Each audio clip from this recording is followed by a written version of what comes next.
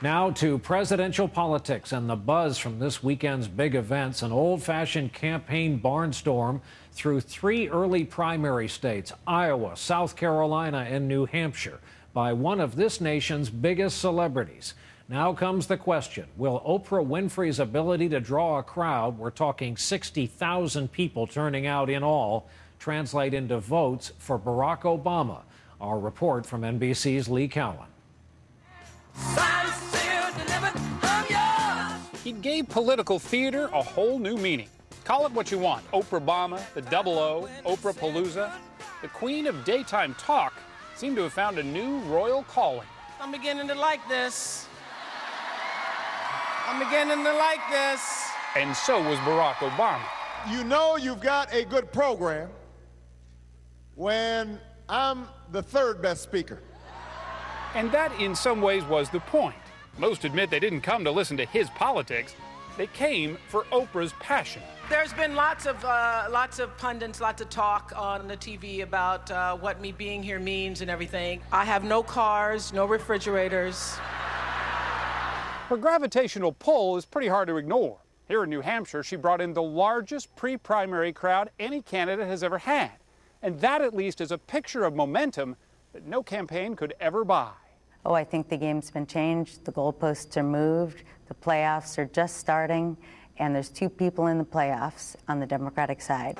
Even before the rallies, Obama had pulled into a statistical tie for the lead, trailing Hillary Clinton in New Hampshire by 3 points, in South Carolina by 3 points, and in Iowa by only 2. There was this idea that it was only a one-state race between Clinton and Obama. The fact is, this is turning into a very, very close national race.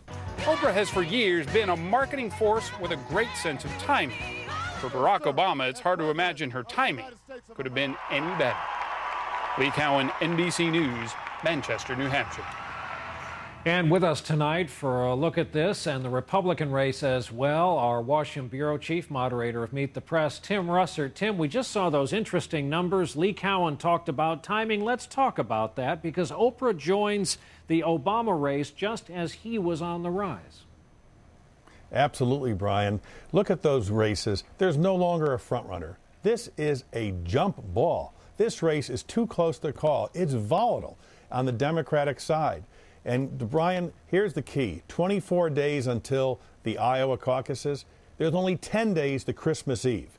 That's what these candidates are looking at. 10 more days of hard campaigning, and then families gather for their holidays. That's why they're trying to get it all in now. That's why this Oprah involvement could be so critical. And when we on look the Republicans, go ahead, Tim. You were going to ask you were going to say what I was going to ask the Republican side and Huckabee's rise.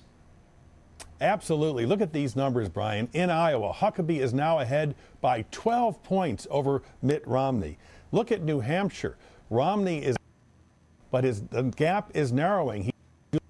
Giuliani, John McCain could be now showing up in double digits. And look at South Carolina. Who's ahead? Mike Huckabee in the lead over Giuliani, Romney, and Thompson. Mike Huckabee has become more than just an Iowa sensation. He's beginning to be a serious threat for the nomination, and he knows that. His TV commercial, Brian, that used to call him a Christian leader, he now has another commercial that calls him a proven leader, trying to expand beyond his base. All right, Tim Russert from our Washington Bureau tonight. Tim, what tells me we'll be talking about this a bit more as the day goes by.